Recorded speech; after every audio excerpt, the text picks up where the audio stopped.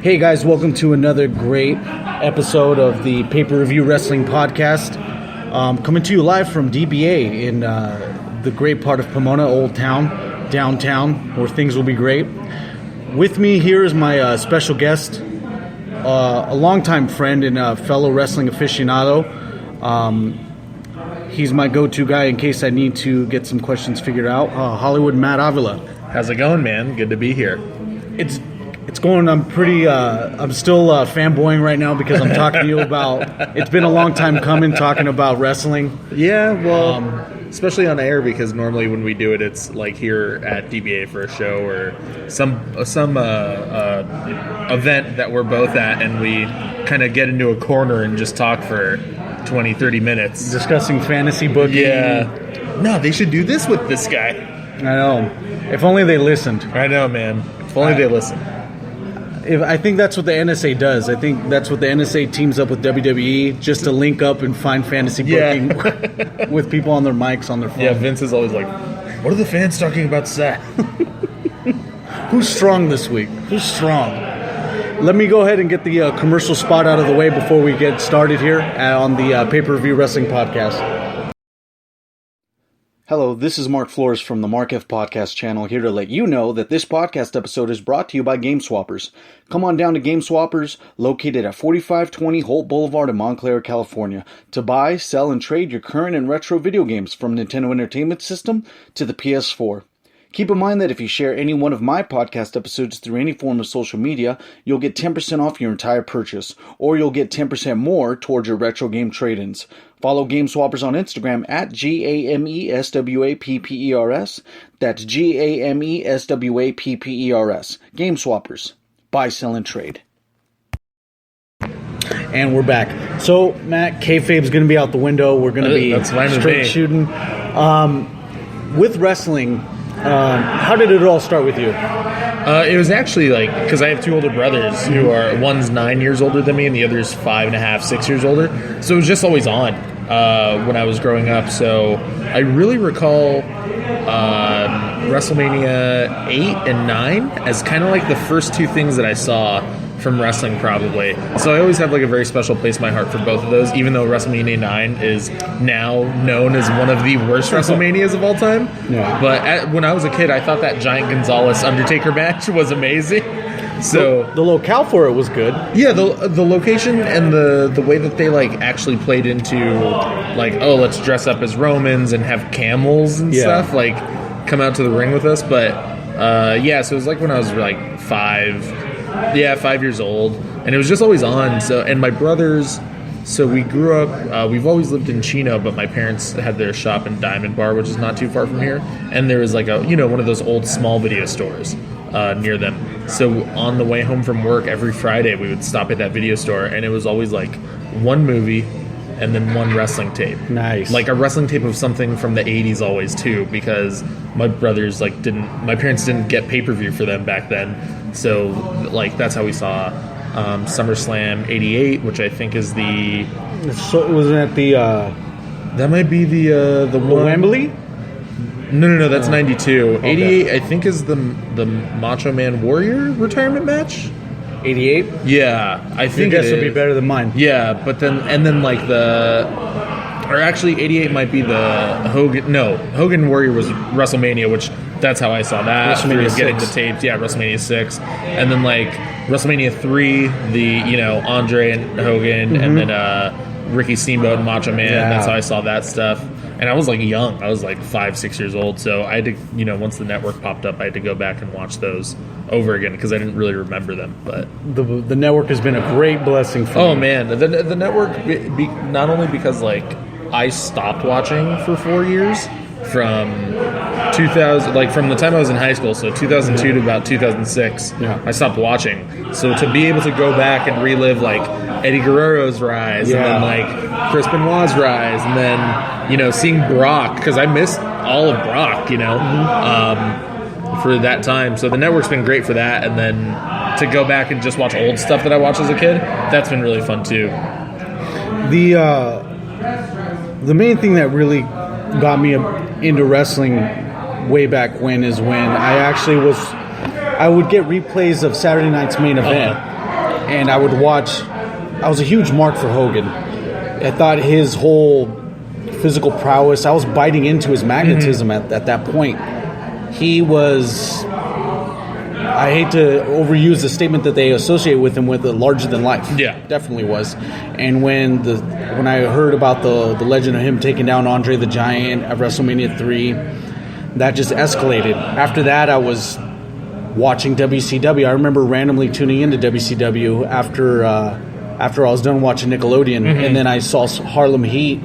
I remember the first match I saw on WCW was Harlem Heat versus the American French Canadians.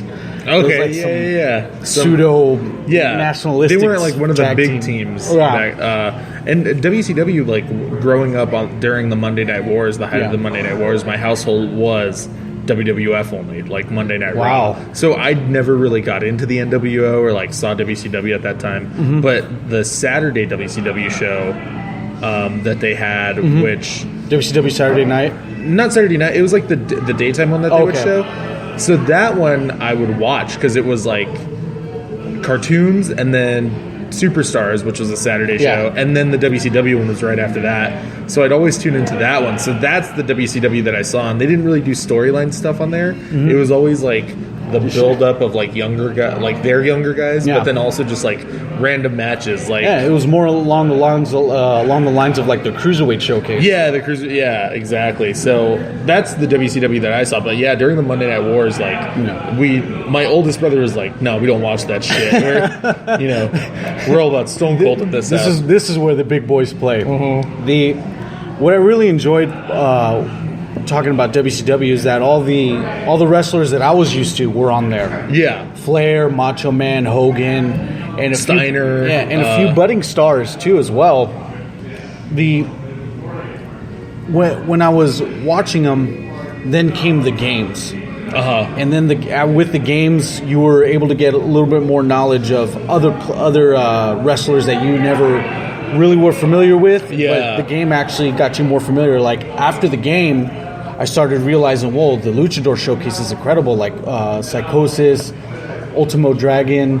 After that, me and my brother became huge marks for Ultimo Dragon. Juventud Guerrera. Juventud Guerrera. Rey Mysterio when he was like at his prime, like super young. All those. And then I think like Super Crazy was in WCW for a little later, a little job. That was like the LWO phase. Yeah, that's what it was. Yeah. When those were coming along with the video games came hand in hand with me tuning in more. And with that as well, I started watching the VHS tapes for WWF. I started watching Royal Rumble 1996, where I think Sean either started the back-to-back Royal Rumble wins, or he did. He did 95 and 96. Okay, yeah. So that's when because in 96 he super kicks Diesel out of the ring. And he starts doing like a little striptease, like weirdly. Yeah, I do remember that really vividly.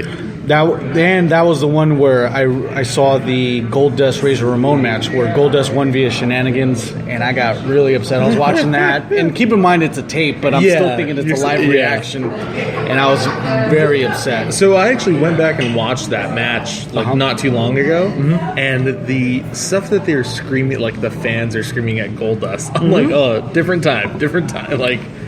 They were obviously bad. Like Goldust was a very like gender bending, like in your face character who was like you didn't know what to make of him at that time, especially in like the 90s when it was still not as understood. Yes. To see him now, I mean, Goldust now isn't like what he was. Yeah, he's way more tame. Yeah. But Goldust, like now, I think would be he still would be a huge star. Yeah, I think he would be like in the main event. They would have to put him in the main event scene because I'm sure more people now identify with him than did back then in the 90s. So you're saying the new revolution within would have helped? Yeah, probably. Yeah, that would have gotten a lot. Well, then again, they should start doing that with Darren Young. Well, I was just about to say, or he'd just be in a tag team with Darren Young, and that's all they would be doing, and they would be like too flamboyant. Yeah. The Primetime Slayers. Yeah, exactly. Very good. Not that there's anything wrong with that. I think Darren Young's a great worker, and I also think Goldust has been one of the most durable. Like he's one of those dependable guys that you could put in case another worker gets out. He's had his his times where things didn't look too good and where he was in a dark place. But I think now he seems to be he seems to have a good attitude, and having specifically 3 guys, Goldust, Mark Henry, and Kane in the locker rooms, I'm sure is beneficial to all the young guys. And especially now with like Hunter hiring like Jesse James, Brian James, the road dog Jesse James, and then now they just hired Shawn Michaels as the NXT the head of NXT. Head of NXT. So it's like there's going to be so much great knowledge bestowed upon that talent now. Yeah, especially since Shawn has his ego out of his ass now. Yeah, hopefully, but Goldust, like you said, he's durable. He's like has a lot of miles on there, and he's Dusty Rhodes' son. Like he has to have knowledge about the industry to help these guys. When I started first seeing Goldust start doing his thing, like he would do those flamboyant characteristics. He would have flamboyant characteristics. Like during a hold where he's holding Razor. He's holding Razor's stomach. He would feel on his chest, and the only thing I thought was that he just did that out of his own, not knowing that it's all a work. But to have Razor sell it like he was uncomfortable, I was like, oh wow, it was very. I think there's very uncomfortable for us too. There is I think there's a shoot interview where they ask Scott Hall about working with him at that time. And Scott, if you need to see all Scott Hall shoot interviews, because it just makes you realize how cool he is. Because he truly did not give a shit about. He's like, all I wanted was money. Like, I don't care if you're gonna pin me, you're gonna pay me. If I'm gonna be the champ, then I'm gonna get paid. Like, it doesn't matter to me. And they asked him like, how'd you feel about working with Goldust at that time? He's like, I didn't really have any issues with it. I just was like, hey, that's cool, man. Like, he wasn't like that in the locker rooms or anything. Like, he was really chill. The locker rooms, like, he had a hot wife, so I knew it wasn't anything that like some dudes would get it really into their characters, in the locker room and start being very weird. Immersive. But he's like, so I was cool with whatever he wanted to do. Like, anything that he pitched to me, I was like, I don't care, dude. Like, we're going to have the same outcome no matter what. Like, people are going to shit on you. And then I guess that just spawned, like, a lot of interesting conversations between him, Dustin Reynolds, Goldust, and Vince in the locker room, where Vince would, like, be, like, trying to tell Goldust how to act gay. Of all people, Speaking of, we briefly mentioned Shawn Michaels. And to me, in the mid-90s, he went hand in hand with Razor Ramon. Like, to me, I thought he was one of the best wrestlers. It was, if I were to make 3 guys during that specific time, without going back to the network like I did, I would have, no particular order, it would be Razor Ramon, Bret Hart, and Shawn Michaels. How do you feel about knowing the backstage shenanigans that Shawn would do? Did that ever change your perception, or do you think you leave it in what he has in the ring is a separate resume towards his backstage? So there was a point in time where what you hear about the guys backstage affected how you looked at them in the ring, but then almost like their work's too good in the ring that you are like, whatever, like, it doesn't matter. Like, I mean, Bret Hart's a prime example now, because Bret Hart is, he's one of my favorite wrestlers of all time, but now that he critiques everything so hard, and he talks shit on Seth Rollins, who is currently my favorite guy, and it's like, no, dude, Seth's the best. Like, you're just overreacting, and you think it's think it's real. Like, that's what is crazy about it, is that Bret Hart thinks it's real. But then I actually stumbled upon a Bret Hart Shawn Michaels 1992 WWF Championship match from the Survivor Series. This is like the first time they met in a main event capacity. So Bret was holding the title. Bret was the champ, and I was just like, whoa, this is like, I didn't even know they wrestled before WrestleMania 12, because I thought that's when it all started. Before the Iron Man match. So that's when I thought it all started. I knew they had wrestled for the Intercontinental Championship, I think in like 93 or 91, one of those times.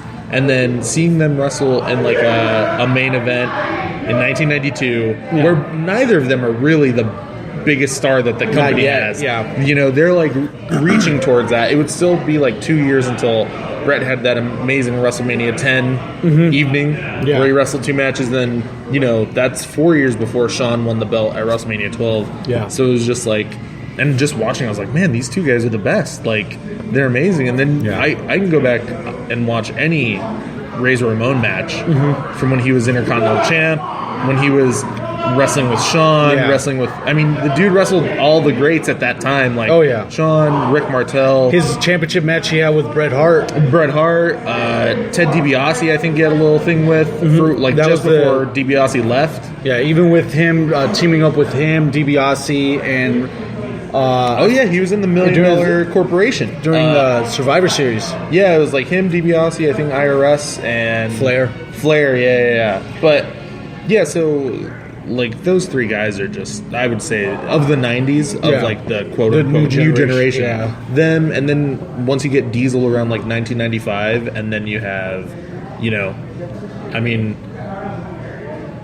who would be the other guy might have to be, like, The Undertaker. Exactly. But, you know, where it's, like, those five guys. It sucks because The Undertaker goes unsaid a lot.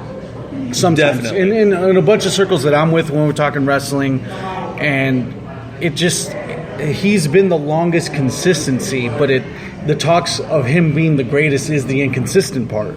That's the and I think you don't really get to see the true potential of the Undertaker until around 2003 to 2003 to about 2010, 2011. Like, when he came back as the American Badass, totally revamped his image, his career. I enjoyed that. He was in the main event consistently with Kurt Angle, The Rock, Stone Cold, and Triple H. Like, those were the five guys at that time. Yeah.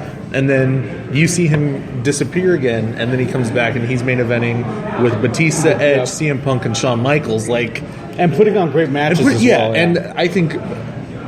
in-ring wise, that's when he's truly at his best. Like, he's putting on the best matches of his career. So, yeah, The Undertaker. But, you know, The Undertaker wrestled Snuka, Jake the Snake, Hogan, and Ultimate Warrior, like, his first few years. Then he goes and wrestles Sid, Diesel, Razor, Shawn. His laundry list is so long with He's wrestled, like, all the greats, and then, like, just now the fact that I named, like, he was in the main event with Triple H, Kurt Angle, The Rock, and Stone Cold consistently. And it was like, oh yeah, you forget about that. Because I don't know, maybe because, like, Undertaker's never been the dude. He's never been the biggest star in the company, but he's always been the, like... He's been the anchor, I think, you know? And he's always been a go-to, like, utility guy, as shitty as that is to say. Where, like, I think the company's always counted on him to be like, well, we know Taker, like, can work with this guy and, like, put him over. And how many times do you think Vince was like, hey, I owe you one? Oh, I'm sure he owes Taker a bunch, but I'm sure that's why now he's like, I'm just gonna wrestle once, maybe twice a year. You know? I saw the pay scale to like Forbes released the pay scale of who actually gets paid the most. And I think the order goes Cena. It's Brock, Cena. Oh yeah, Brock. Yeah, Brock, Cena, and then it goes to. It's a mixed bag between. It just depends on merch. It varies between the three Shield guys. Oh yeah, and then it goes to the Undertaker. Oh, okay. And I think to be honest, like the whole part-time thing with Brock, I think he's doing an excellent thing. I think his whole run when post SummerSlam, from SummerSlam 2014 on now, it's been a very. I'm glad that WWE has actually kept his gimmick consistent to where he's the beast, the guy to do it, and all the finishes that hasn't went his way has been like due to shenanigans or due to schmoz or and. I'm just glad that WWE is protecting his image because it's gonna. I think they're saving the right guy to take him to have him go over. But, oh yeah, definitely. And I it's funny because when he first came back, to face Cena in 2012, and they had that, and at that time I'm a 20. That's what. 4 years ago now, I'm a 24-year-old man watching this Extreme Rules match, and I'm legit like, dude, I think Brock's shooting on Cena. Like I think Brock's really trying to hurt Cena, and then like Cena goes over, and it's like, well, no, if it was a shoot, then Brock wouldn't let that happen. But and then you see him do job to Triple H at WrestleMania, but he didn't win cleanly. I mean, there's a lot of interference in that match. Shawn Michaels came out. I know Paul Heyman got involved. And then, but once, when he defeated The Undertaker, that was the beginning of them kind of saying, like, he beat The Undertaker, like, well, he could do whatever he wants, you know? Yeah, at that point, I saw it, and I was just as shocked as every other guy in our demographic. It was, this guy was never supposed to lose at a WrestleMania. Yeah. And yet, it just felt confusing. The streak became this thing where it was ultimately like, it ultimately became like, oh, it doesn't matter who he wrestles, like, as long as they have a good match, but he's never going to lose. Like, and he had that amazing Batista match at WrestleMania, and then he had the 2 back-to-back with Shawn, and then the Hell in a Cell with Triple H. And then the match he had at WrestleMania with CM Punk. Which was great. And then, when it like came to Brock, you were just thinking like, well, he's going to beat Brock, you know, like, he can't lose, the streak can't end. And I remember not really being into the match at the time. And then when the ref counted 3 and Paul Heyman is like shocked too that he won, and then but then you go to SummerSlam when he destroyed Cena. And that's like one of my favorite things ever, because it is like, that's the death of Superman in a wrestling ring. If you're familiar with that comic, like, he killed Superman. Superman came back, but like, he killed him, you know. And that was probably, it's one of those matches I like going back to, because it just shows you that you see the crowd be like amped up because they started so hot, and then Brock hits an F5 in like the first 30 seconds, and then he just kills Cena, and then everyone, like, all the people in that arena get so defeated because they're like, oh, he's just going to destroy the ultimate face just goes against the ultimate heel at that point. Yeah, and I remember I went to that SummerSlam. And I was in the 300 section of the Staples Center, so I was super high up.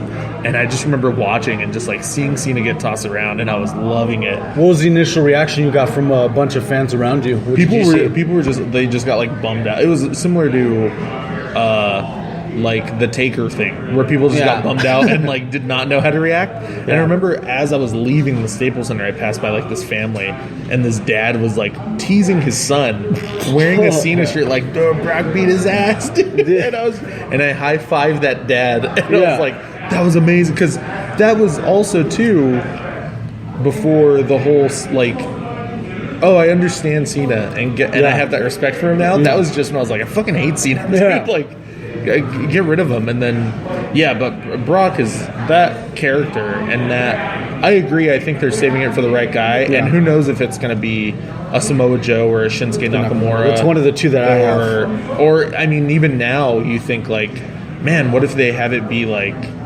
an AJ, you know, which it could happen, but I think he's probably the last guy on the list that they would let do that.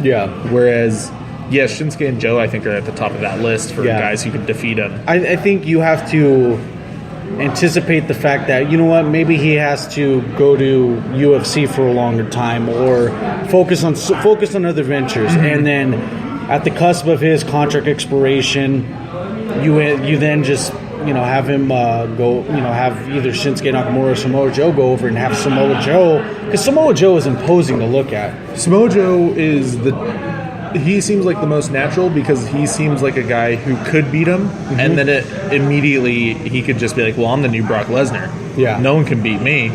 And then you have him go on a tear for a year, and then give him the belt, and then, you know, stuff. You do stuff like that. But because, like, so Samoa Joe's another interesting guy, because he was in TNA for so long. And he had his little Ring of Honor stint and stuff, but I didn't really catch any of it, because that was just before or not just before, but that was before I started watching Ring of Honor. But I recently went to the NXT show here in LA. And when Joe came out, and I was on the floor level, like 2 rows, the second row. I was second row.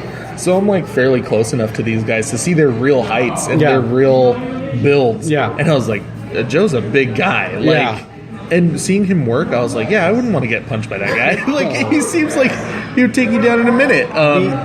From when I saw him too, over at when I went to Bakersfield, NXT Bakersfield, because I couldn't find tickets at the I couldn't find tickets in LA. Was the Bakersfield one easier to get ticket wise? Yeah, I got it at the ticket booth. Really? Yeah, no way. There was plenty of seats. Wow. Okay. But seeing Joe, probably I would say from where I'm standing to about 75 feet out, I still had great seats. Yeah. But same thing with Shinsuke Nakamura's magnetism. Yeah. I mean, Samoa Joe has an imposing look. Yeah, he has an imposing look. He looks like a shoot fighter. Yeah. He looks like he could have been a UFC fighter who got into wrestling. Yeah. Just like Ken Shamrock. Yeah. He might be like the closest thing you could like compare to. Mm-hmm. But Joe was always just a wrestler, And the dude came up with Cena. They trained at the same place, so it's interesting to see there too. I think that's another interesting match too. What, Joe and Cena? Joe and Cena, because wait, OVW it wasn't OVW. It was out here in San Bernardino at that. I think Ultimate Pro Wrestling. They like trained. That's where together. Cena trained at? Yeah, I didn't know that. So I think that's another one. Like they can really make a great story off of that, and I think Mark fans like us are familiar with the backstory of like, oh yeah, Joe and Cena trained together, like, and then you see them both go their separate ways, where Joe kind of goes this more like grassroots, like I'm gonna just do indies and do Ring of Honor and do TNA, and like he was the biggest guy in TNA at one point and was the champ and put on a bunch of great matches for them, and then you have Cena who like kind of fast tracked it. Yeah, he was like an OVW, people loved him, worked hard, and became a star in WWE.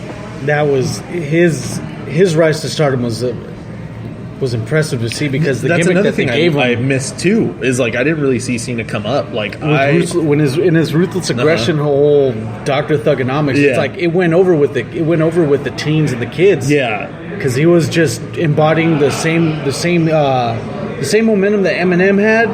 They just shared it. They just shared it with John Cena. He's the white guy who could rap. So I think it hits at the subconscious level. I mean, I even think, call me a skeptic, but I think the whole five knuckle shuffle in the people's elbow, they share a similar dynamic where people can associate. Oh, yeah, that's what The Rock kind of does, and then that just plays into people's minds. The thing too is like now with the network going back and checking out the rise of John Cena, is like he was one of those first people, similar to the New Day, who was doing his thing and then getting booed, and then it gradually got over with the fans, he gradually became the face that, I mean, obviously not the face that he is now, but he became like a face just due to people being like, oh no, he's like funny and like he can actually rap and he's pulling it off. The heel that had a transition. Why am I going to boo this guy? I'm going to cheer him. Like, and he would go from being in an opposing team's jersey in like Green Bay, he'd be in the Vikings jersey or whatever, and then talking shit on Green Bay to like maybe 3 months later being in a Green Bay jersey, talking up Green Bay and then shitting on the Vikings, shit like that. So I like going back and watching, I'm like, shit, like Cena's just like the New Day. Like, so the New Day should be expecting to get 50-50 reaction in like a couple months, unless they decide to break them up after they drop the belts. Like, which I don't think is a bad idea, because I think all three of those guys are talented. But I think like if they're still making money after they drop the belts, don't break them up. Unless they pull a Shield where it's like, let's just do it now and get it over with, rather than doing it when it's too late. Yeah, that's one of the only groups that I actually worry about. I think when the Shield actually broke up, I thought it was one of those right place, right time type of things, where it was okay. Let's blow them up and see where it goes with each single run. I think it was all just each one of them were their own separate guinea pig from that point, where you could see where their ceiling would be realistically. And I do think that the Shield could have gone one more pay-per-view together. Yeah, maybe against, like, if they did, Triple H and Orton, and then like a third surprise opponent, and it's a call up from NXT at that time. I don't know who you would have called up, or they could have, chosen a dude who had been around, like Sheamus. Everyone knows Sheamus is Triple H's boy. Yeah. So, they could have done something like that, and then maybe like at that pay-per-view have Seth turn on them. But Yeah, it would have been more impactful. Yeah, it was a Monday Night Raw. It was the Monday Night Raw after they had beat the shit out of Evolution. Yeah. And then, like, yeah, they had this, like, amazing match with Evolution. Yeah. Where, like, they all just beat the shit out of them. And then the next night, Seth is, like, on Triple H's side. He's the, was it option C? Plan B. Plan B, yeah. There's always a Plan B. But Triple H ran out to a pharmacy and grabbed the Plan B.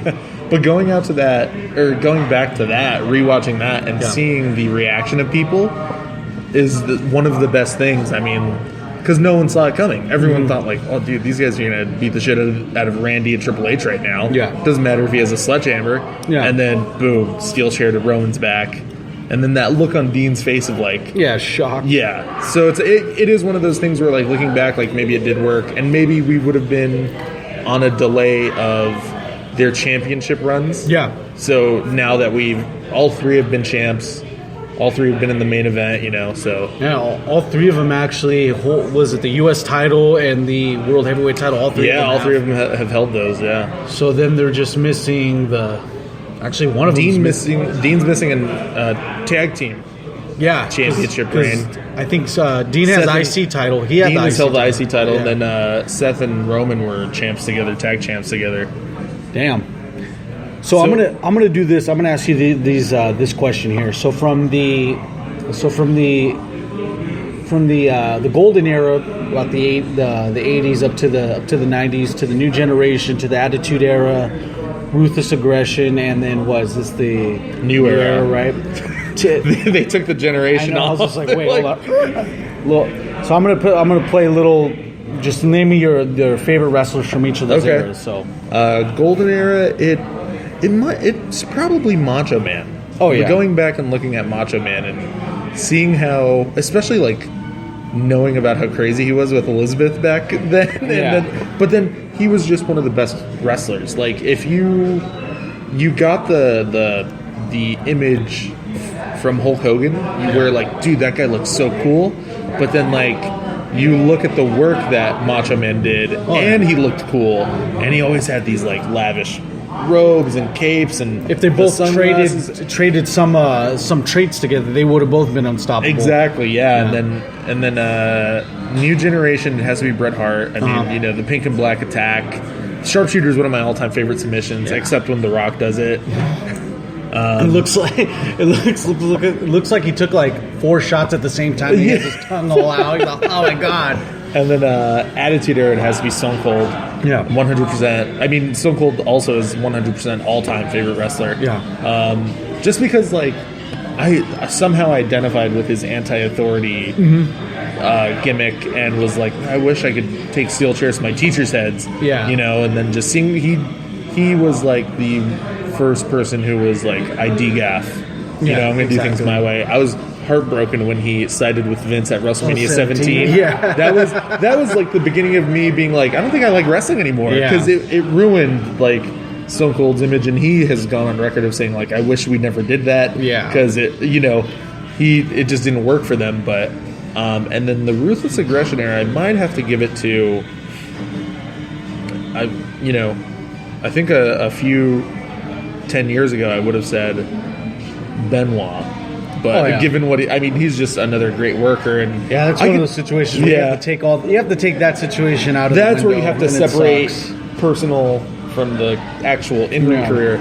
But if it's not Benoit, going back and watching Eddie Guerrero, and just like I wish he could have lived longer, not only because like he was fairly young when he passed away. I mean, he was 38, I think. Yeah, 38. But imagine how great him winning the Money in the Bank would have been, and just the gimmicks he would have pulled, and like the tricks he would have done to like use it, and just seeing we could have seen him at least feud with Seth, with Dean, with all these guys, and then he could have done a thing with Sasha now, like, because Charlotte has Rick, and he could have been in her corner, which would just be perfect. I think, cool. Because Rick and Eddie had history in WCW. That would have been really cool. So it's heartbreaking to see that he's not around for any of that. But and then of the new era, I was talking to my brother about this. There's just like too many good wrestlers that it's hard to pick a favorite, and it's almost unfair.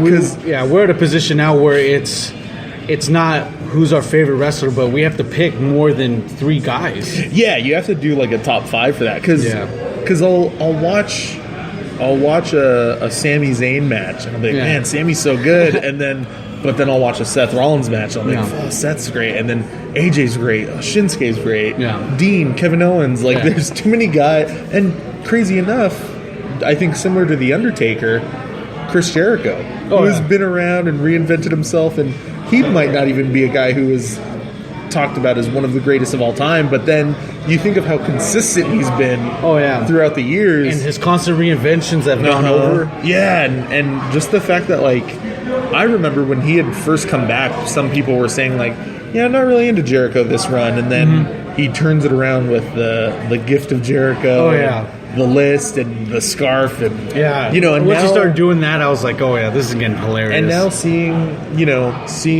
him in when they had those shows in Scotland, he had the biggest pop of the night. Was when he came out, people were going crazy for him. So it's really hard to choose. And then Finn Balor, who we still haven't really seen on the main roster, but his NXT run was great. Oh yeah, he had amazing matches with Joe, and then an amazing match with Shinsuke. His last match down there, the match with Adrian Neville. Man, those were all amazing. So Finn we haven't seen on the main roster enough, obviously, because he had 3 matches total, and then got injured, which is another crazy thing. He had 3 matches. His 3rd match was the championship match that he won with a dislocated shoulder and a torn labrum. He was it a good 5 or 10 minutes that he kept going with the bad shoulder. And then so now, from what I've heard, Vince, Triple H, they want to keep him strong, and they're going to catapult him once he gets ready and gets back, which I think normally I would be against, because it's like, well, that's not fair, but then I like Finn so much that I'm like, no, he should be in the main event, Knowing that all the dues he's paid when he got to Japan and when he did, man, this guy deserves it. I think too, he comes off like a guy who paid his dues in Japan being a young boy, and then came to WWE and wasn't like, well, I've already done this. Like, I need to be the man already. Like, he was like, I'll do whatever I need to do, And then you look at he was introduced by Hideo Itami, who has had another unfortunate career so far in WWE, which I hope they don't hold it against him. Yeah. Because he comes back, or he comes around, gets injured, comes back, gets injured again. Yeah.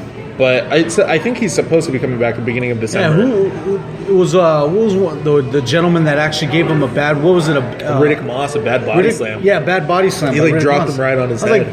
Come on, it's unfortunate what happens. You might learn that move your 4th week in wrestling school. Yeah, after 3 weeks of just taking flatbacks. And then they're the power slam down the rolling power slam. Yeah, that's another, because seeing Hideo, I mean, the cool thing now is if you're not aware of these guys, when they get signed, WWE kind of makes a good point to announce WWE has just signed former New Japan star Kenta, or whatever, and then you can go and look at what he's done. And I mean, that dude faced Daniel Bryan.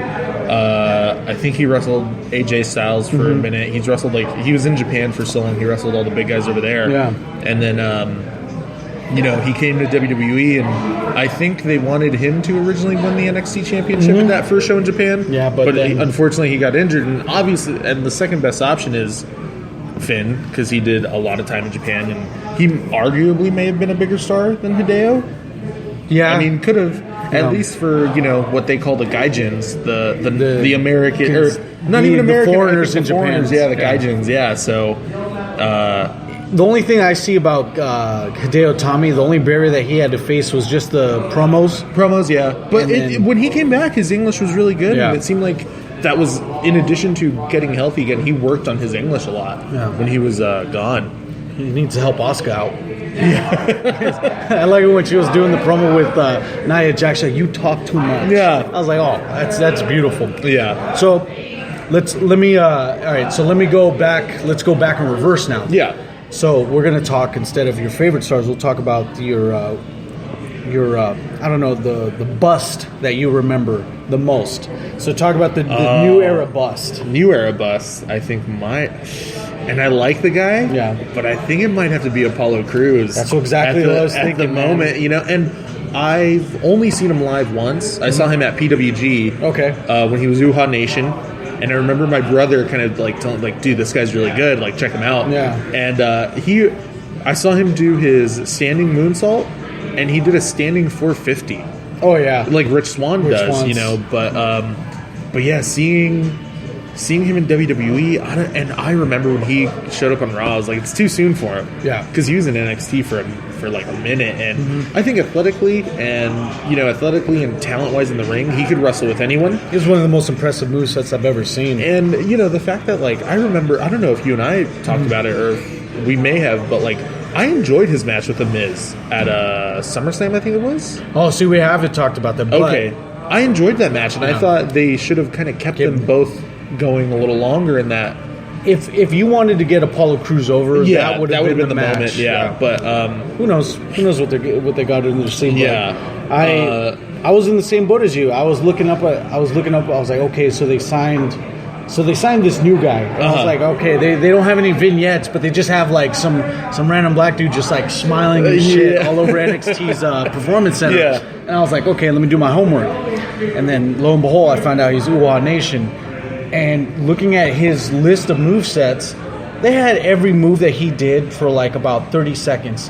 But this thing went on for like 10 minutes. So I was up to like move 50 when he starts doing these other moves. I'm like, wow, his moveset is that dense. And then I was like, that rivals only, to me, Cesaro and AJ. And AJ's moveset. yeah.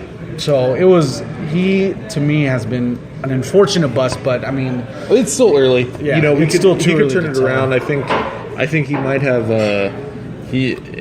but at the same time, does he have the charisma? You know, because we haven't really seen that. He just comes out and smiles. $1 million smile. You know, he has a great smile, which maybe they should have played that up more. Like how he's a good looking guy and he's in great shape. Maybe that they should have made him like a heel at first. Who was like, oh, look at how handsome Sexual I am. Chocolate 2.0. Yeah, exactly. You know, I mean, they've done that before with gimmicks. Is like, let's give him this, guys. Another one I might have to say is T.J. Perkins. Yeah. I feel like that was a big mistake to have him win the Cruiserweight the Cruiserweight Classic. Yeah. And the semifinals are 2 upsets, and that was... Yeah, because coming into Raw, the main roster, and the pay-per-views, and seeing his backstage promos and segments, and you could just see that, like, oh, he's great in the ring, but he just does not have it backstage as far as, like, portraying a character and really giving a performance that makes you say, like, yeah, I want to root for this guy. Whereas Brian Kendrick, I think, is like, I mean, he's Brian been Kendrick's there before. Yeah, so he's been there before. He knows what to do, but maybe, like, I mean, Rich Swann has just a depressing story as TJ, and to me, real quick. So, I mean, do you think the cruiserweight division right now is a bust? Because in my opinion, if you were going to ask me, I'd say the only thing that's holding back the cruiserweight division is that you have, picture yourselves the superstars within the cruiserweight division, and you just put a big circle around them, and that barrier is, you know, it's just themselves. You only have those to work with. No one's going to, like, Kofi Kingston isn't going to come in because he probably matches the cruiserweight weight. Yeah, probably. He's not going to come in to, like, involve himself for the title. Like, there's not going to be any stars that are up to the mid-card level that can put over these guys. Yeah. Because the Cruiserweight Classic is its own identity. Definitely. I do think it's... I wouldn't say I'd call it a bust yet, but I think a couple things went into it not getting over as well on Raw. Yeah. I think the fact that they treat it like how they used to treat the Divas, where they'd only focus on 2 at a time. Yeah. And then have everyone else in a mixed 6-man or tag match, you know. And then they they really didn't get the guys I think they wanted for the Cruiserweight division. The Kota Ibushi, Zack Sabre Jr. They're still waiting on Jack Gallagher. They're still waiting on Tozawa just got there to NXT. Yeah, you know, he was part of that mannequin challenge. I was like, oh, cool cameo. So I think that there was a lot of things that they probably saw as like, dude, we're going to sign these guys, and don't worry.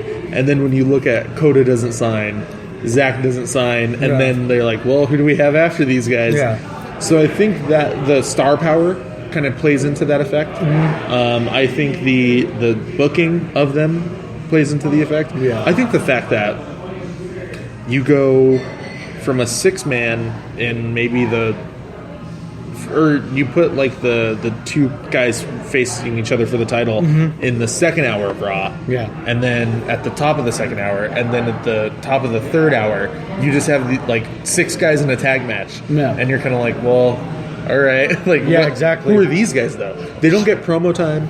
You know, even backstage promo time, even like showing a little pre-taped promo before you go to commercial. And you think 3 hours is long enough. It doesn't seem like it. It doesn't seem like 3 hours is long enough to put these guys over. So, it definitely seems like so far it hasn't reached the height of what the Cruiserweight Classic was doing. Yeah. I think the 205 Live is going to be a good thing for them. Yeah. But then it almost makes me think too, well, why didn't you just do that in the first place? Is like single out 1 hour for them. No. Like, Raw's a 3-hour show. Give them the first hour. You know?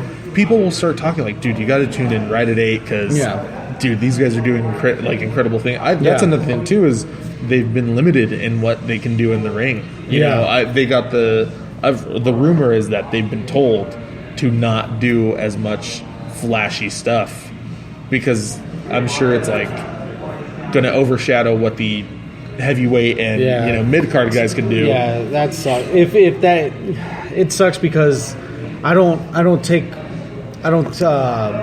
think that's far apart from what is actually the truth. Mm-hmm. You know what I mean?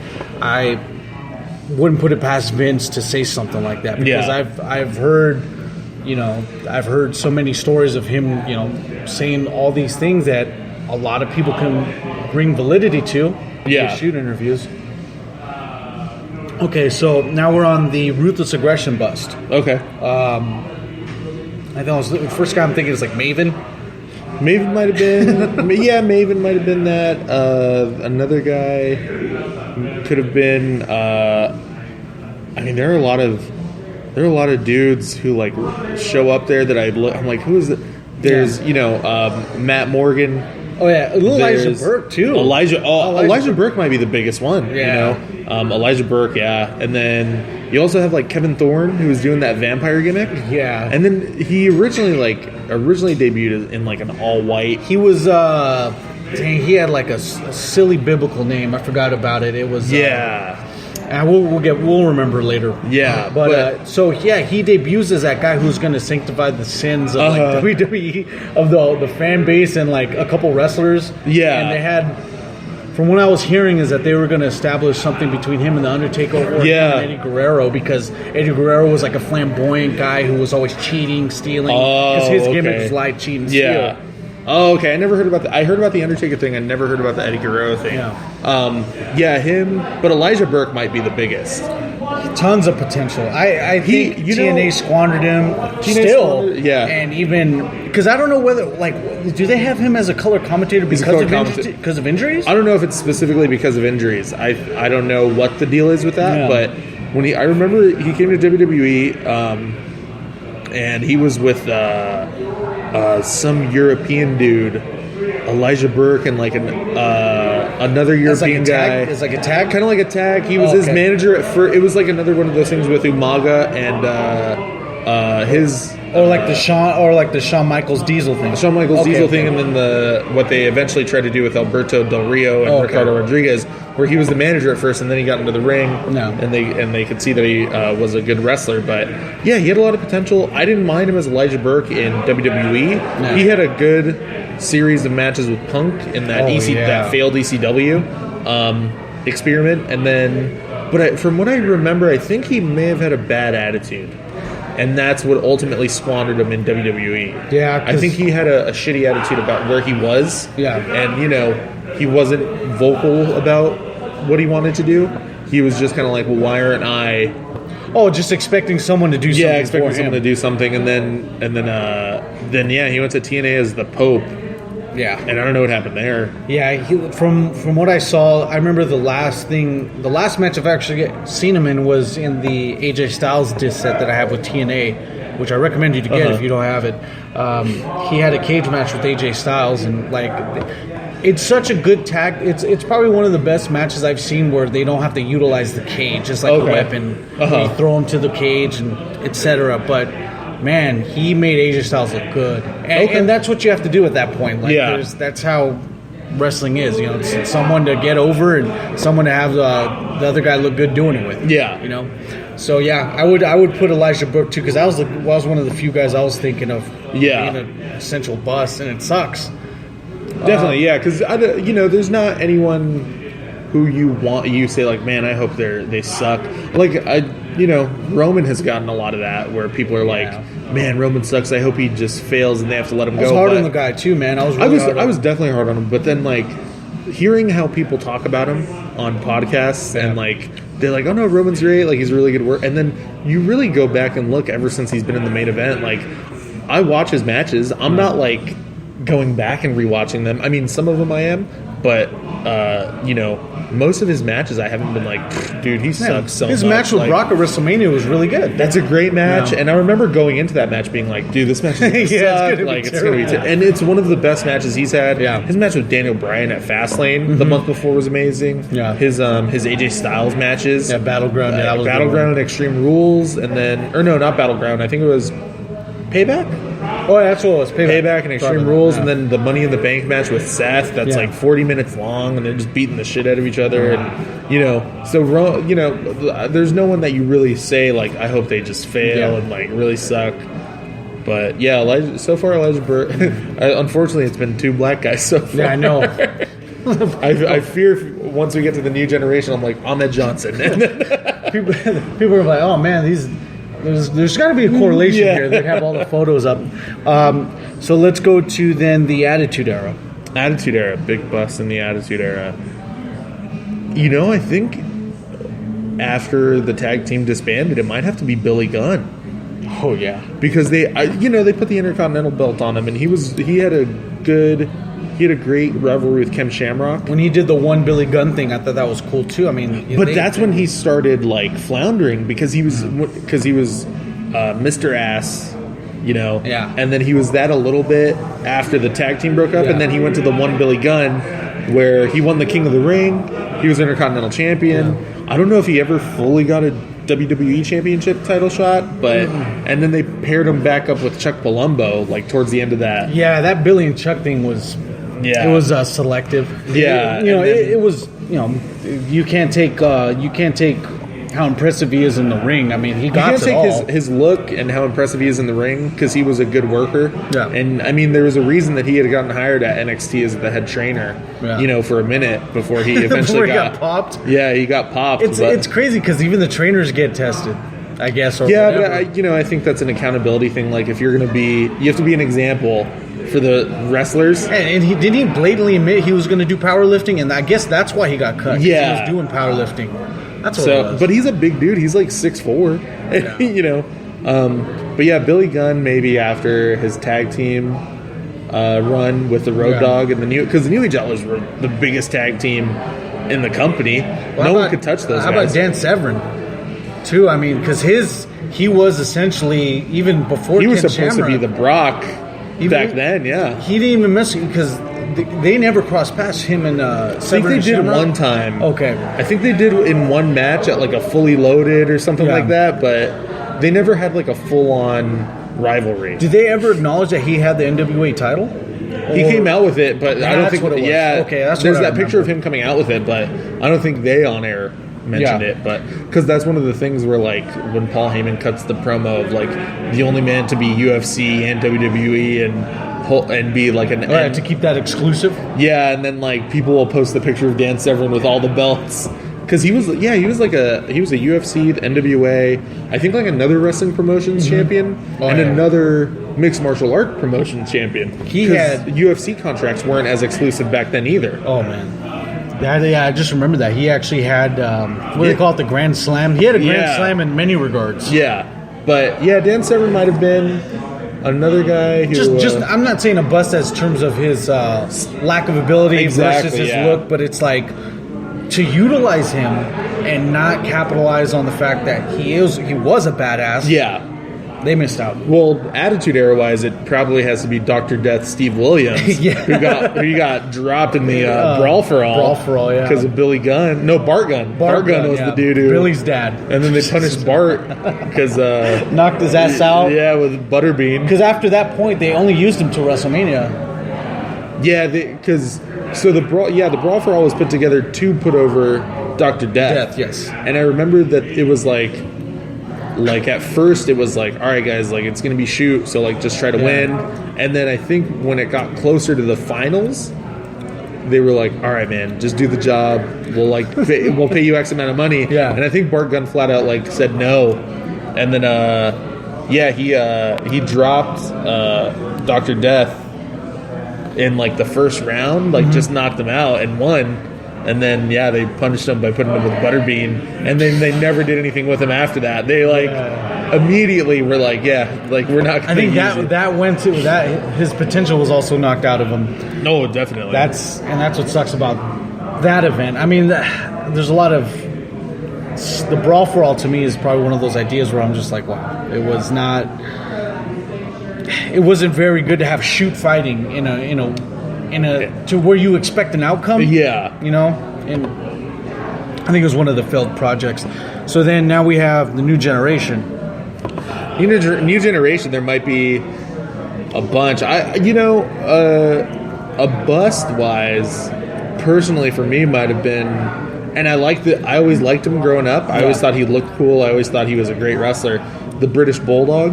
The dude should have been a champ. He should have been a world champ, but that was when...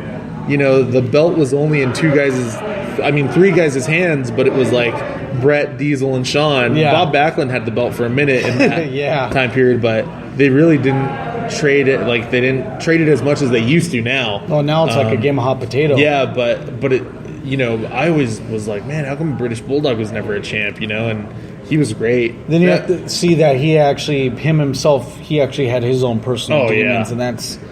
I know you probably recall the SummerSlam him and Brett had at Wembley, and I guess he's like coked out of his mind. He was so done that Brett had to call it spot for spot just because he was the only one that remembered. Yeah, and they put on a hell of a match. Yeah, and it's like one of the best matches that's ever occurred. But tying into the British wrestlers going back now, quote unquote new era. Wade Barrett. I mean, the dude should have been a huge star. We had Gift of Gab, great look, foreign heel, and they gave him Bad News Barrett, and it got over so quick. Yeah, and then they eventually, I don't know what their thinking is. Like, they have these, and it tying into really quick. Yeah, like Daniel Bryan's such an easy moneymaker, and it took him so long to cash in. That maybe had they done it in 2013 when he beat Cena for the belt, and let him keep the belt for a whole year to get beaten by Brock, they could have made a bunch of money. But they put it on Orton, they put it back on Cena, they put it, So it's one of those things where, like Bulldog, I think should have been a champ, but I think once Shawn had the belt, it was almost like, no, I'm not going to put him over. Yeah, Shawn had a problem with giving up the belt. I forget what he only lost it cleanly like twice out of I think it was like 7 or 9 times. Oh, like really? When he actually had the belt, like he didn't want to give it up when he was facing Austin. When he WrestleMania. Come on, you're at a point where you're injured. That was like, he was like super. He was the most injured he's ever been, and then not only that, but he was like popping pills all the time. And he's like, no, I don't want to put him over. That's the thing. I enjoy Shawn Michaels for the body of work he has inside the ring, but when I realized the way he politicked in the inside, I'm like, man, this guy he was a piece of shit, inflated ego big time, and it's like, imagine all the you could just imagine the possibilities, like a whole slew of what ifs come into play because what if he gave the belt up here, or what if he actually went with like a rival, a feud here, Now let's go to the Golden Era.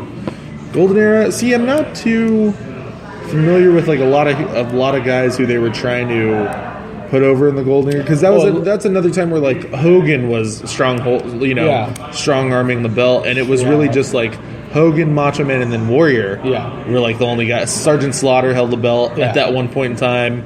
With me talking about the new generation, I thought Tatanka. Oh, Tatanka was a hell of a worker. Like he Good even showed up worker, at the 2013 Andre the Giant yeah. Memorial Battle Royal. There you go. Yeah, I said it clean. The most prestigious battle royal in all the land. You know, look at Baron Corbin. Yeah.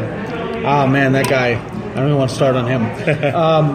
But yeah, with Tatanka, I mean, he rode an undefeated streak for quite a long time. Yeah. And then I think he got defeated at WrestleMania 9? Yeah, WrestleMania 9 by Shawn Michaels. Shawn Michaels, and then after that he was never the same. They like turned him heel for a minute, paired him with Jim Cornette, and then but he was, that was at a time where promos weren't really a thing. It was more about the character. Yeah. And I think people kind of gave up on the character. Yeah. And then they turned him heel, and then it was just never the same after that.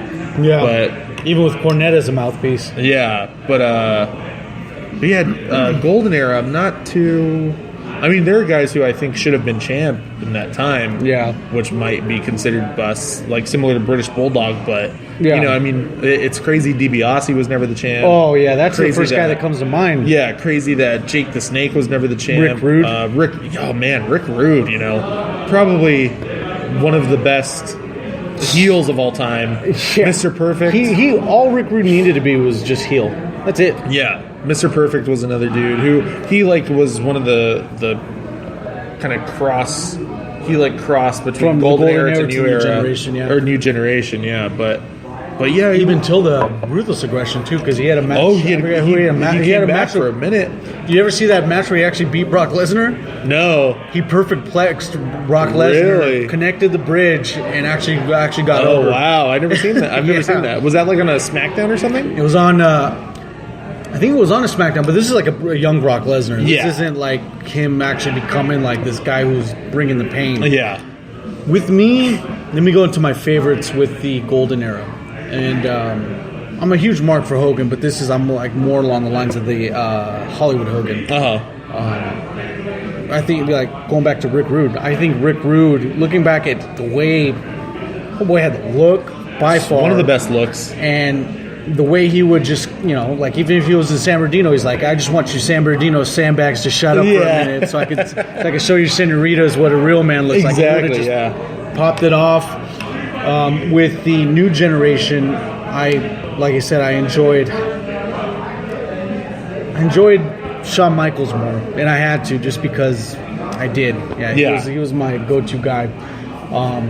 Him and Razor Ramon, it's hard to decide, but I had to give it to him because of the Iron Man match. That's one. If I have an hour to kill, like realistically, that's I'll watch when you're that watching. match. Yeah, and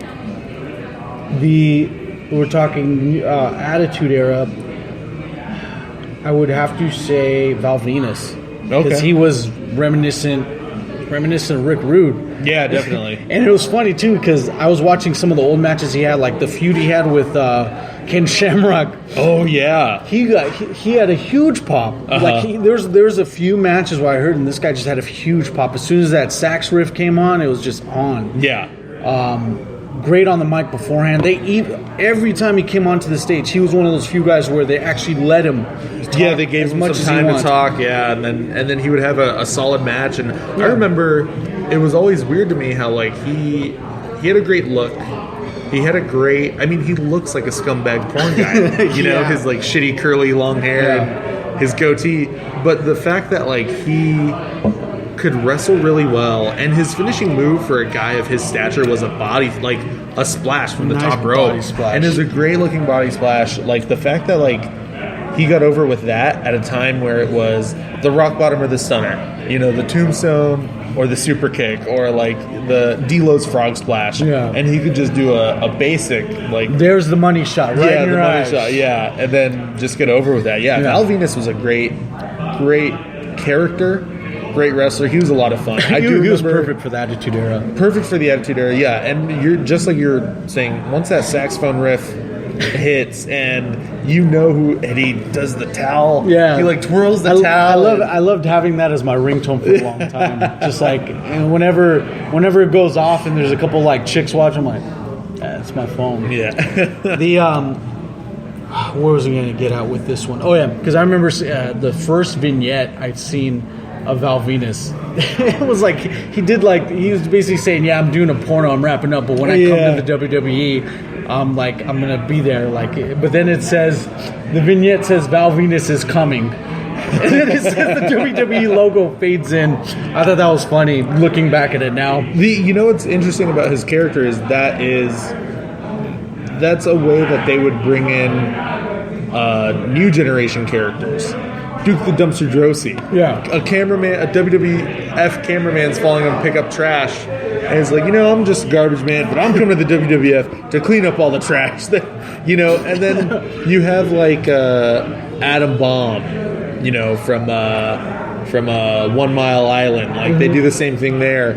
But that was a way to bring in new generation guys. Nah. So to do it successful with an Attitude Era guy, where it's this is a porn star fully coming to immersive wrestle. scenario too, With ladies and all that. And I remember the WWF magazine where they would do profiles of wrestlers every month. It was a different guy. And it was kayfabe though, right? It was very kayfabe, yeah. And I remember there was a questionnaire on the back similar to Playmates questionnaire where it's what are your hobbies, blah blah blah. Yeah. And then for Val Venus it was what's your secret talent? And I was 11 10 years old, and it was I can carry a dozen donuts without any hands, and I was just I don't get that, and I didn't know what he meant. And then now going that was in a magazine for kids. Nice. So but it goes to show that when the WWE does something right and it works, they could really do it, know. And the thing is that Vince wants everyone to get over. I think that's very true. I think that's true. And when everyone gets over, the money's made. He's making more money. I don't like it when Smarks tell me, oh, he just doesn't want this guy to get over. I mean, it's no, it's not. It's a fucking business. Yeah. It's not. There's failed gimmicks. Yeah, a lot of ideas are failed. Even in any aspect of life, and with hearing that, I'm no, that's not true. It just sucks to have. It sucks to have guys like Cesaro, Fandango, who were great in the indies, just not take off. Yeah. And it just happens, Now, where we go? So after Attitude Era, let me go into my favorite Ruthless Aggression. Kurt Angle. Kurt Angle's one of those guys that looking at, he should not have been such a big star. Oh yeah, because he he actually came out as a heel but American, he was the Olympic hero, but he thought he was better than everyone. So that's why people didn't like him. And I mean, it goes to show how great of a talent he is. Oh yeah, and how well he adapted to the pro wrestling style so quickly, because he was on par with Stone Cold in a lot of merchandise sales and crowd reactions. And towards when Stone Cold was on that heel Stone run, Cold sold a lot. That's a scale. That's a scale to where you have to understand that Stone Cold was untouchable, over nobody's business. Yeah, and there was that time where Stone Cold was heel, and it was Stone Cold, Kurt Angle, and Vince in backstage segments. And they're so funny. And Kurt is the goofy, oblivious heel, to everything, oblivious heel, and then Stone Cold matching him comedy wise. I think that's one of the things where I think even Stone Cold admits it was hard to be as funny as Kurt, because Kurt's just so funny naturally. And then but then you look into the in-ring career that he had. I mean, just having great matches. I think even still now, even in his weakened state, that he has great matches with he's having great matches on the indies with Zack Sabre, Cody Rhodes. Yeah, his last AJ Styles, he had wrestled in TNA a bunch, and his last match with Cody Rhodes at True Legacy. It's a WCPW event.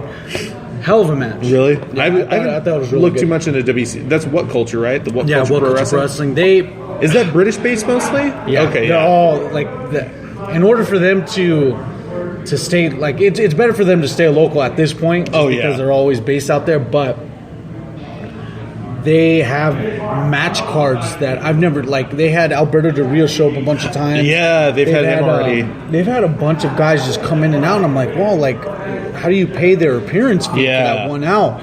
I would just imagine because their capacity at Liverpool is like 2,000. So you have to factor in like they have to be given like $60-$80 well in terms of their money tickets.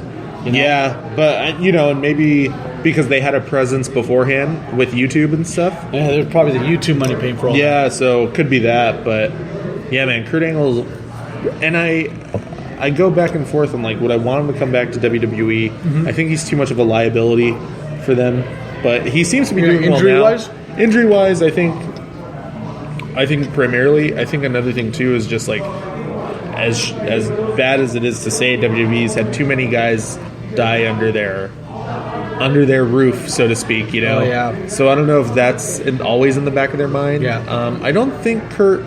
He doesn't take a lot of bumps. He doesn't take a lot of bumps. Yeah, I think now he doesn't take a lot of bumps. I think he does a lot more rolling when he has to do anything. It's a lot of submission work, right? Yeah, because he's mainly technical now. Like if he has to take a bump, it's going to be one of those. It's not even a slam. It's more along the lines of like a fireman carry, or getting put against shot into the ropes. Oh, That's it. okay. I mean, it's not really. He doesn't take many bumps. It's. I don't know what role he can do when it comes to if he comes back to WWE because it's speculative that he might be the 2K18 guy. Oh, okay. So, yeah, because they use those legends to. If that happens, it has to be a one out at WrestleMania because I think that's going to be the only time where it's going to be making money. Because a Survivor Series crowd, I don't think is going to be pulling as much cash for Brock and Bill Goldberg as it would at a WrestleMania. Yeah, I think WrestleMania is where you would have to do something with him. I think maybe not even, try to see what his limitations are. Yeah. Maybe not even a match, but maybe just having him, like Stone Cold Shawn Michaels and Mankind did, like have him have a little in-ring thing with someone. Just have him be the manager of American Alpha. Exactly, it's yeah. So, it fits like a fucking fits so puzzle. perfectly, yeah. So, but yeah, he's a guy that I go back and forth like, yeah, I'd love to see him, but I think it'd just be cool to see him maybe cut a promo in WWE and talk about how he, like all those guys say, it's still true. It's still true. It's still damn true. But like how all those guys say, like, oh, I'm just glad I could finish it here. Yeah. Like instead of finishing it. I think he has at least get him one more match, and I know that he'd just have to put someone over. I think someone would need that accolade just to get that extra push. Yeah. And in terms of my favorite new era guy, and I like Seth Rollins a lot, and I want to go with my gut, and I think there's a lot. I think there's one push in him that he could take it, but it just sucks that his second revamp isn't getting as much steam as I thought it would go. Cesaro. Oh yeah. I think he's still one of my favorites, but it's like and when do I see the fruits? Exactly. Of his labor? Yeah, the Cesaro. So earlier this year they had that house show at the Staples Center. And Cesaro and Alberto Del Rio were the first match. Nice. And dude, they had hands down one of the best matches I've ever seen in my life live. Nice. And it was one of those things where I was like, oh, I hope they go to TV. I hope they start feuding soon about because the match was so good, and it was one of those things where it was like, it's in LA, so predominantly Latino, Hispanic crowd. Yeah. So a lot of people are behind Alberto. And then Cesaro's I think Cesaro's over. Oh yeah, he is. It's just like I wish it was main event over. Yeah, main event over. So Cesaro's over, so people are into him. Yeah. So it's a 50-50 crowd, and both of them are doing their best moves, and they're really going for it. Yeah, they had an amazing match. Cesaro's another guy who I think would benefit from being on SmackDown. You have a main event against AJ Styles. They're gonna make money for SmackDown, and I think Vince doesn't get it yet. I think and people have said there's no Daniel Bryan and Shane are just on camera roles. There's no actual power in their roles, But I think it would work if Cesaro was on SmackDown. Oh yeah, which speculation has been that SmackDown's going to win at Survivor Series. They'll win 2 of the 3 matches. Yeah. And the speculation for sure is that they'll bring Roman over. Oh, Because it's thought that Sammy's going to win the belt and take an Intercontinental Championship to Raw. That'd be cool. So hopefully if they get 2, because don't they get like 2 or 3 picks from Raw? It's gonna be. I think trade? it's 2. I think it's 2. So I think if they pull Cesaro and Roman, they would have That'd be cool. Yeah, because Cesaro's been like, I remember when he actually, I don't know whether or not he went shoot, but when he talked about it, it's like, I should have been picked higher. Yeah, I was like, damn, like, okay. So that concludes that whole favorites. I don't want to go into bus because we have a lot more to talk about. Yeah. So let's. What did you think about Miz's promo that he had, the Day 141 promo?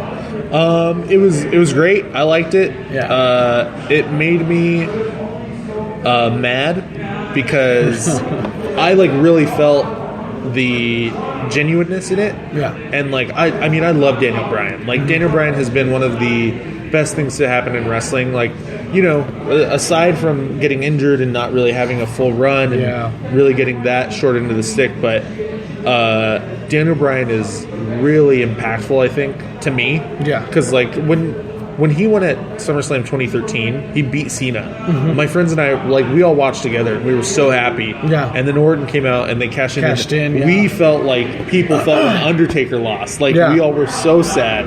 And just sitting there quietly, like, we didn't know how to go on. And, you know, so when anyone goes after Daniel Bryan, especially just how, you know, the history of Miz and Daniel Bryan and how, like, Miz is like, why don't you quit and go wrestle in a bingo hall? I was like, I fucking hate the Miz. Yeah. But that really helped Miz, because Miz was kind of like he was kind of in like a place where you like people. I don't think people hated him. I think people just didn't care about him. Like, no, exactly. You know, they really didn't feel any specific way about him. Where that immediately, he became the best heel on SmackDown. That's when it became a lot more aware that he is the best heel going on. So the 141 promo I really enjoyed, and I've liked his work since then. Yeah. I mean, in ring and promo wise, he's been really great.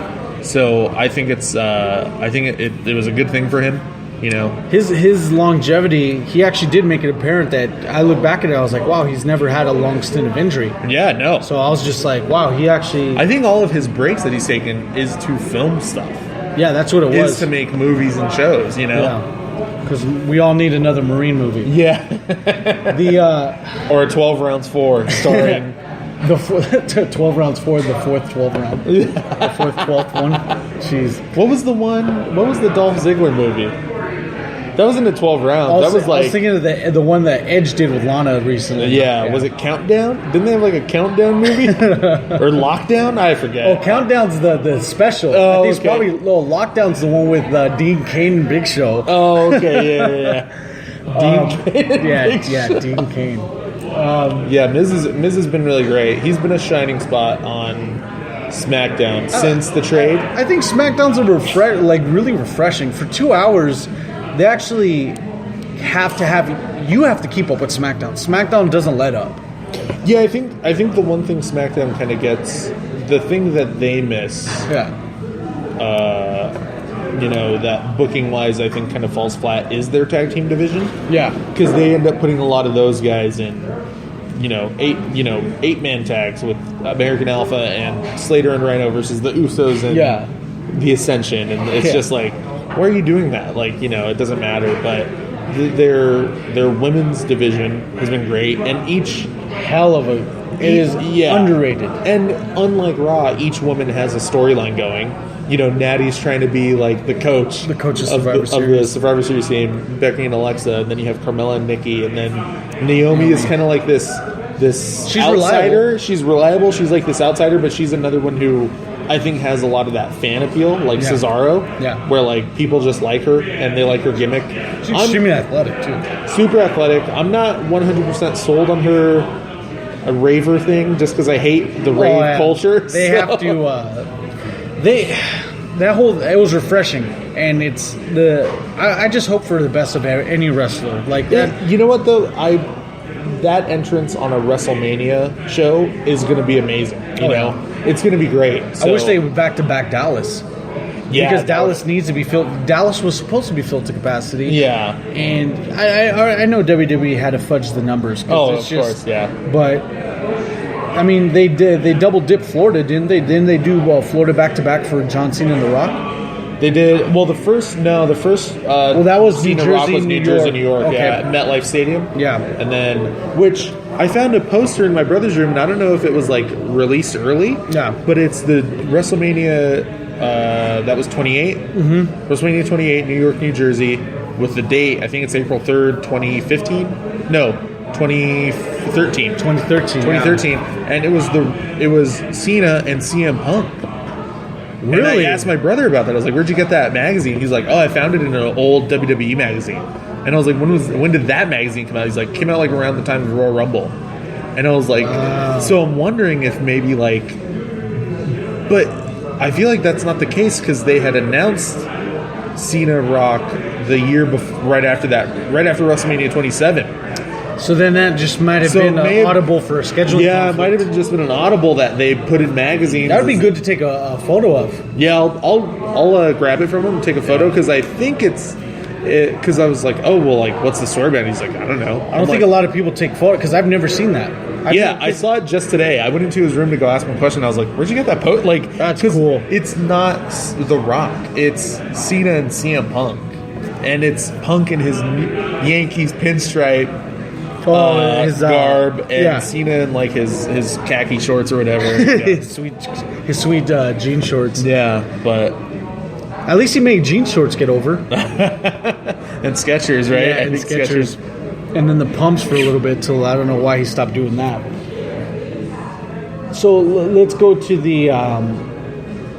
What's your favorite? I mean, we were talking earlier before the show started about. Who's your favorite go-to guy when it comes to shoot interviews? Because Scott Hall. So yeah, 100%. Scott Hall. He's so entertaining. He's so real, and the crew that he ran with, in WWE and in WCW, like they have the craziest stories. Yeah, you know, so you're going to be entertained for hours, and he doesn't hold back. Like not that he talks shit about people, but that he just kind of like keeps it real. Yeah. You know, he talks about how the reason they left is not only because they weren't getting paid too much as much, but because Bret Hart didn't let them get paid too much. Because Bret Hart didn't care about making a bunch of money. He just wanted to be champ. Yeah. And Scott Hall is like, so me and Kevin Nash went up to talk to him, and we were like, dude, like, you're the champ. Ask for more pay so then we could ask for more pay. That's what they want. Because he is the template. Exactly, for the deals that they get now. So but Scott Hall is the most entertaining and the most I could, much like you said, for who I'm guessing your pick is, I could watch him for hours just talk about wrestling and the business and about people. Well, in terms of just being a wrestler by itself, I would say some guy that's extremely knowledgeable. And just because I was looking at first it was Just Incredible, but then he was just doing like tips on what to do about being a heel or but I can't take Just Incredible's I can't take him as much of validity with him just because of he was just predominantly ECW with him. Yeah. So, but the one I really do take serious just because of his resume was Al Snow. Also, the way Al Snow teaches, like there's a few videos on I forget what YouTube channels, but he actually tells you on what's getting heat, what's the main premise of a tag team, how like what's getting over. Like he takes these with stories that he's learned personally, and in terms of learning stuff, like as far as like wrestling terminology and stuff like that stuff I'm still not familiar with. Yeah, but he makes it very simple. Another guy that I like hearing a bunch of stories from an actual ex-wrestler, is Ric Flair. Oh man, like anytime that anyone that he's paired up with on his podcast show, there's like 2 or 3 stories that they have because this guy's been around town. Yeah, he's been around forever.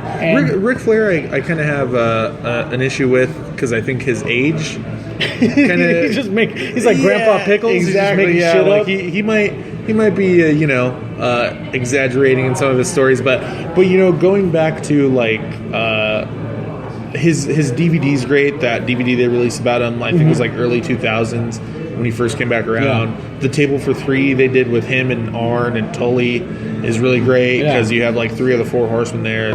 one of the best groups. But I mean, yeah, Mongo's busting the table. Could I get you some more water, guys? Yeah, Flair has an outstanding career that is respect. I respect it, of course, but I think not that he should be taken with a grain of salt, but I think sometimes, like, maybe out of 3 stories, one of them is like. So you don't think he had sex with Halle Berry? I don't think that. Actually, I believe that. I don't think he won the belt 18 times, like he says. When I first read that story about him and Halle Berry, I was just thinking about it, and he just flat out said it. He's like, "What do I have to lie about? Like, I'm just an old man just telling stories. Like, the hell do I have to hide?" And when he actually pinpointed the time, it was this post David Justice breaking up. It's like, man, if only there was this one thing, like just one actual piece of proof evidence, that, like, besides the Dr. and Miss Elizabeth photo, that actually actually put that storyline over between him and Halle Berry. The other one, he has like another story like that about. Oh, I think it might be about Stacy Keibler in WCW. Oh, Miss Hancock. Yeah, Miss Hancock, who she was his son's girlfriend. Oh, wow. Yeah, and I think that's like, he's like, oh yeah, like I was the reason they broke up and blah blah blah. It's just Flair would love to think that. Yeah, I'm sure that's something that Flair would like to think. But yeah, Flair has great stories. He's a guy who's been around the block, and I know that I'm sure when you talk to him about something that's like about the business, it's not bullshit. Yeah. But maybe when you talk to him about his personal life, his main. I like when he always says this. He's like, "Man, aren't you glad that we didn't have cell phones during that time?" I'm like, man, every time he uses that, it sounds like he uses it as the scapegoat to him. To like, oh, this story's true because the man's saying it. Yeah. So. I like hearing his interviews, but then going on to the ex-manager, I was going to mention Jim Cornette. Hearing any of his stories, it's like this guy has knowledge about everyone else's stories. Yeah, and he's just his podcast. I think his podcast show is great, and like you mentioned, I mean, he's just raw and out there and doesn't care. He doesn't care what he says. He doesn't care who he offends. Not in like a political PC culture way. I think in the business sense of wrestling, he doesn't care who he offends or anything like that. He does this great thing where, because I love when they like break down matches on his show. Yeah, because he's so smart. I mean, he's worked with the best of the best, so he knows exactly why a match worked versus why a match didn't work. Yeah, and I remember they were talking about the Revival versus Team DIY at NXT TakeOver Brooklyn. Yeah. And he was talking about how great Gargano and Ciampa were working together, but like he's like, man, the Revival's the best tag team in the company, and they remind me so much of Arn and Tully and all, and they're just so throwback, and it's great. And of course he would like them. Of course he would like those guys. But I genuinely think that he probably respects American Alpha, Gargano, and Ciampa. Yeah. He respects all these other teams, but if they brought him back, he would probably first thing like, I want to work with the Revival. I want to be their manager. Yeah, the thing that sucks about Cornette is that he's still in that mindset where every time he talks about technology, he's like, oh, I don't get those conflabbing devices or this and that. It's like his girlfriend apparently runs his Twitter account because my girlfriend has that smartphone stuff. I'm like, wow, like, okay. Yeah, he's just like too old, like in that sense. And what he honestly still wants is like he thrives for territory days. Yeah, and definitely. that is way out of the window. That has been out of the window since the mid '90s. Yeah, that's when WWE and WCW. That's the only places you're talking about. Yeah. Well, and really quick to interrupt you, that you look at things like True Life. I'm a Pro Wrestler. Yeah. I just watched because someone mentioned it. On True Life. I'm a Pro Wrestler. Yeah, that and then that Louis Theroux's Wicked Weekend where he does that like traveling thing in USA. Have you heard about that? I gotta look that up. So that down. He goes to WCW, to a WCW show, and it's like when Goldberg was there as the champ, the giant, blah blah blah. And this is a guy trying out for WCW. No. This is just he's just like a dude who like does these like road shows, like similar to like Anthony Bourdain or Andrew. What's the other food guy?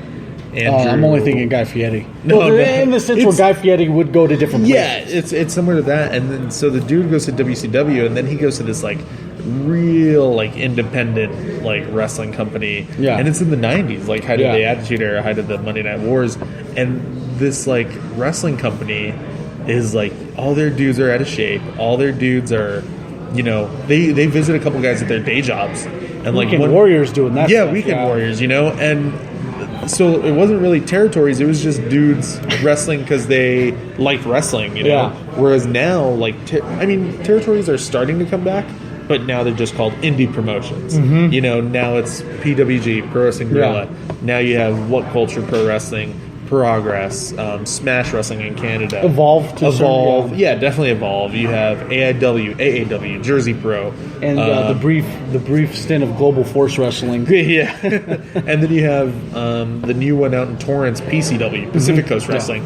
With RVD wrestled there last night. With Pentagon Jr. Pentagon right? Jr., yeah, I heard that match is good. But so now, like, territories are kind of coming back, but they're just called indie promotions. Yeah. And they're, I think, because wrestling's always been popular, Yeah. but wrestling right now, I think, is like reaching a bubble point. Because PCW, that was their 4th show, and they got Rob Van Dam on it. You know, that's like a pretty big deal to say. Like, so Very much so. yeah. But yeah, Cornette just wants like those old territory days where, you know, I'm sure he would love if Cena could travel the country wrestling the top guy in every territory. Yeah, it would.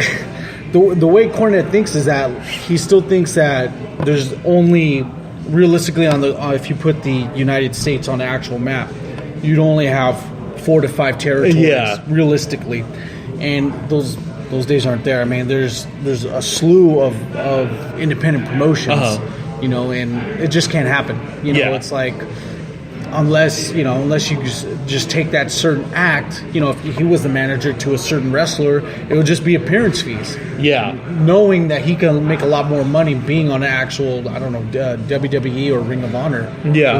For long term.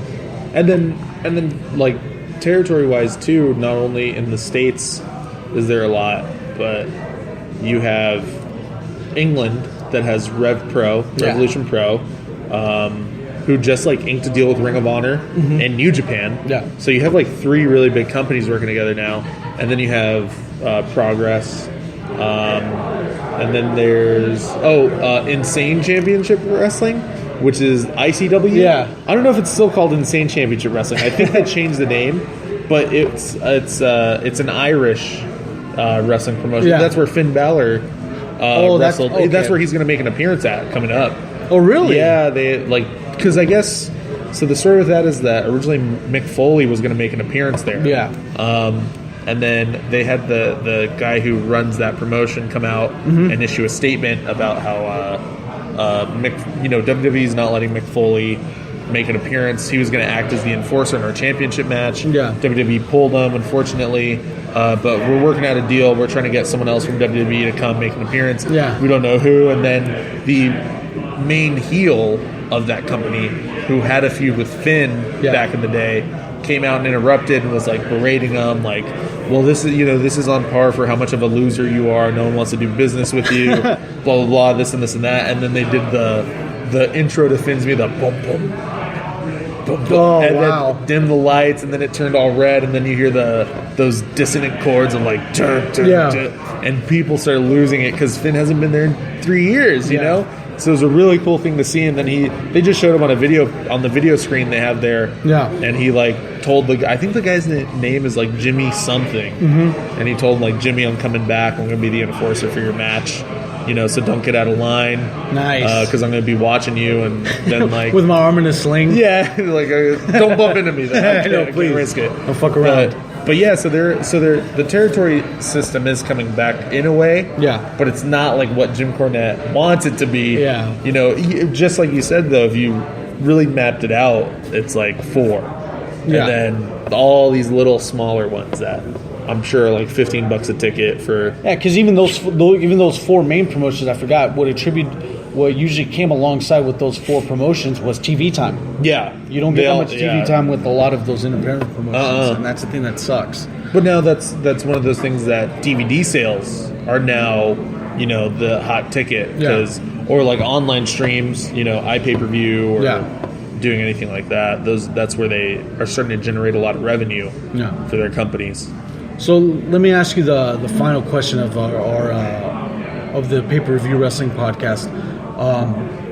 If you had one match, no matter what era, just two people to see one great match, who would you have it? Who would it be and why? Oh man, one people to have a great match. Yeah, just two that you've wanted to see go at it, but due to restrictions. I've seen a lot of really great matches in my life, live, fortunately, and I've seen a lot on TV that I've really enjoyed between men. So I'm actually going to go to the women. I'm going to defer to the women on this one because we haven't talked about them, unfortunately. Yeah. But and I love her so much as a wrestler. I think she's really great. I think she has the whole package. Currently, I don't think she's being booked the best. No. But she still has a good image, I think, on television, booking-wise. Yeah. But it's not what it once was in NXT, and that's Sasha Banks. Yes. It might have to be Sasha Banks and Lita. Wow. I think that would be a really great match. Yeah, I'm with you on that one. If Lita could still go, which I assume that she can, it just might be a matter of her getting back into ring shape. Yeah. But I think her and Lita would have an amazing... Because they almost have a similar style, whereas Sasha's a bit more technical. Yeah. But she can still fly. I mean, she does the tope, the suicide dives, and almost literally dies each time. Man. She takes but she has that high double knee, and then, she does the frog splash. So I would like to see them go at it. Oh, yeah. That'd be good. I totally agree with you on that. And this is including the build-up, and this is including. I want to see a prime Rick Rude go at it with like the ultimate babyface in John Cena. That would be a lot of fun. It's just because there'd be a lot because in my fantasy book of mine, if a prime Rick Rude was able to get Nikki to start hitting on Nikki Bella or just like that, because I mean. The Rick Rude's a handsome guy. I mean, he was a good-looking cat. And just because to me he's the ultimate heel. He was never supposed Rick Rude in my book, never ever supposed to be a face. No, definitely ever. not. Yeah, and that goes along with the guy who's never ever supposed to be a heel till he redoes NWO 2.0, which is still the conspiracy that I have. He's gonna turn heel, damn it. Who are the other two guys? Oh, the other two guys in NWO 2.0. All right, this is a quick stab. So we have Seth Rollins. Okay. And then we'll have some super baby face just turn heel all of a sudden. Sammy. Sammy's a super face. Yeah, there we go. He already has the colors too. There's the black and white. I can't imagine Sammy saying something mean. You know what though? And really quick, we'll get back to Rick Rude and Cena because that is an intriguing matchup. But Sammy has a look on his face sometimes that he just hates everything. Sometimes when he's out in the ring, if you watch him, and I don't know if it's just his intense look or whatever, but he looks like he hates things. He wears his emotions on his face. Definitely, and that's one of the downfalls of him as El Generico, where it's he did himself a disservice by having the mask. Yeah. But yeah, Cena Rude would be really great. I think promo wise, it would be, amazing. Yeah, it'd be good to see that build over months. Yeah.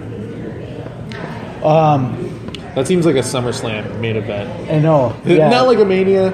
You could always kind of guess where a main event is going to, which big pay. Where would I put it? Selectively, yeah. I wouldn't put it at a WrestleMania. I've always liked the last couple SummerSlams have been a lot of people better than WrestleMania. A lot of people give the whole WrestleMania is the big show of the year, but it seems like they really pull it out for SummerSlam. Yeah, I know. They really put together the good matches for SummerSlam, but I think Lita Sasha would be a WrestleMania, definitely mid-show WrestleMania main event for the title.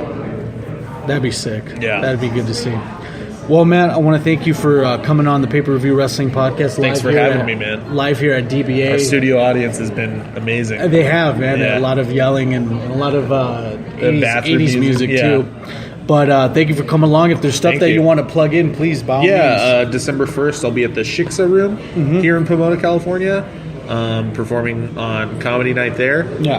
And then December 20th, I'll be at the Group Therapy Pub in Orange County, California. I think it's Anaheim or Yorba Linda. I'm not too sure. But if you get at me on Instagram or Twitter at Matt Avila, MATTT. Avila, 3 T's in there. Nice. You'll see the promotion for that. But yeah, December 1st, Pomona, Shiksa Room. I think it's $10. And then December 20th, the Group Therapy Pub in Orange County somewhere, and that's free. And then no independent wrestling you're doing, you're not, or did you decide? Not going to be making any appearances at independent shows yet. Not until they announce a PWG event, which I think is supposed to be early December as well. Yeah. Nice. Well, thank you for coming on. I appreciate it. Guys, Thanks you've for been having me, listening to Pay-Per-View Wrestling Podcast.